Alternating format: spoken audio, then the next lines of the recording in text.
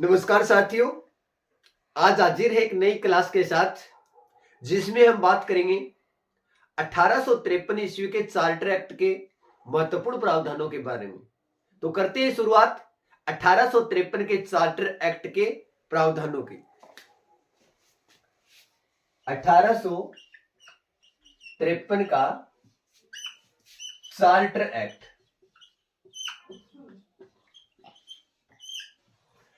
साथियों, 1853 ईस्वी के चार्टर एक्ट के प्रावधान की अगर हम बात करें तो सबसे पहले प्रावधान यह है कि 1853 ईस्वी के चार्टर एक्ट के माध्यम से भारत के लिए अलग से विधि निर्माण हेतु एक 12 सदस्य विधान परिषद का गठन किया गया कि एक 12 सदस्य विधान परिषद होगी और वो अलग से भारत के लिए विधि निर्माण का कार्य करेगी। ये जो प्रावधान किया गया ये 1853 ईस्वी के चार्टर एक्ट के माध्यम से किया गया। तो हम बात करते हैं पहले प्रावधान की।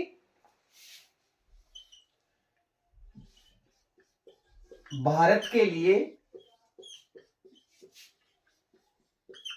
अलग से विधि निर्माण हेतु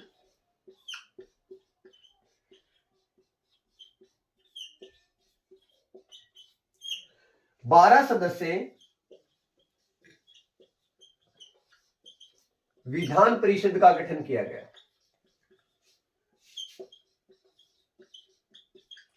विधान परिषद का गठन कि 12 सदस्य विधान परिषद होगी और ये भारत के लिए अलग से विधि निर्माण का कार्य करेगी। ये प्रावधान 1853 ईस्वी के चार्टर एक्ट के माध्यम से किया गया। और साथियों, 1853 ईस्वी के चार्टर एक्ट के अगले प्रावधान की अगर हम बात करें तो वो ये है कि बंगाल के प्रशासनिक कार्यों के लिए अलग से एक लेफ्टिनेंट गवर्नर की नियुक्ति की गई। 1853 ईस्वी के चार्टर एक्ट के माध्यम से प्रावधान किया गया कि वह बंगाल के जो प्रशासनिक कार्य है ना उसके लिए अलग से एक लेफ्टिनेंट गवर्नर होगा। यह प्रावधान किया गया 1853 ईस्वी के चार्टर एक्ट के माध्यम से। तो अगला प्रावधान की अगर हम बात करें वो ये है कि बंगाल के प्रशासनिक कार्यों के लिए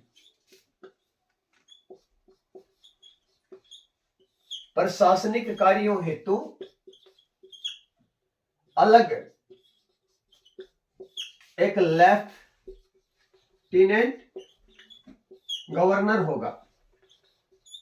यह प्रावधान किया गया, ये 1853 ईस्वी के चार्टर एक्ट के माध्यम से किया गया। साथियों, अगली चार्टर के प्रावधान की अगर हम बात करें तो वो ये है कि जो विधि सदस्य होता था गवर्नर जनरल की परिषद में, जो सबसे पहले लॉर्ड मैकाले को बनाया गया था। पिछले जो 1833 का चार्टर एक्ट था इसके माध्यम से हमने पढ़ा था कि प्रथम विधि सदस्य लॉर्ड मैकाले को बनाया गया था। अब जो विधि सदस्य था उसे गवर्नर जनरल की परिषद का पूर्ण सदस्य बना दिया गया और 1853 ईस्वी के माध्यम से प्रावधान किया गया कि अब वो जो विधि सदस्य है वो गवर्नर जनरल की परिषद का पूर्ण सदस्य होगा। यह प्रावधान किया गया 1853 ईस्वी के चार्टर एक्ट के माध्यम से। तो अगली बात करते हैं हम विधि सदस्य को गवर्नर जनरल की जो परिषद होती थी, गवर्नर जनरल की परिषद का पूर्ण सदस्य बना दिया गया। यह प्रावधान 1853 ईस्वी के चार्टर एक्ट के माध्यम से किया गया। और साथियों, 1853 ईस्वी के चार्टर एक्ट का सबसे महत्वपूर्ण प्रावधान की अगर हम बात करें तो वो ये है कि कंपनी के जो महत्वपूर्ण पद होते थे उनके लिए सीधी भर्ती होती थी। सीधी भर्ती के माध्यम से कंपनी के महत्वपूर्ण पदों पर भर्ती होती थी। और 1853 ईस्वी के चार्टर एक्ट के माध्यम से प्रावधान किया गया कि अब कंपनी के महत्वपूर्ण जो पद है ना उन पदों पर सीधी भर्ती न होकर प्रतियोगी परीक्षा को आधार बनाया जाएगा।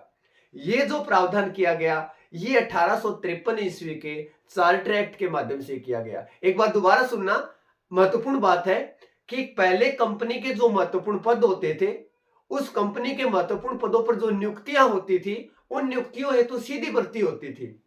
और 1853 ईस्वी के चार्टर एक्ट के माध्यम से प्रावधान किया गया कि अब कंपनी के महत्वपूर्ण पदों पर सीधी भर्ती न होके प्रतियोगी परीक्षा होगी और प्रतियोगी परीक्षा को आधार बनाया गया। और ये जो प्रावधान किया गया था ये 1853 ईस्वी के चार्टर एक्ट के माध्यम से किया गया। तो हम बात करते हैं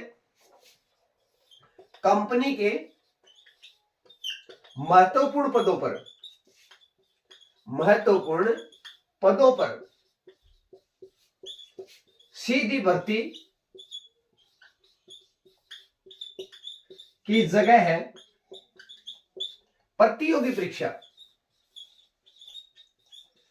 प्रतियोगी परीक्षा को आधार बनाया गया कि प्रतियोगी परीक्षा के माध्यम से सीधी भर्तियां की जाएंगी। साथियों, हम नेक्स्ट क्लास में बात करेंगे एक नए अध्याय के साथ। तब तक के लिए सभी साथियों को जय हिंद, जय भारत, धन्यवाद।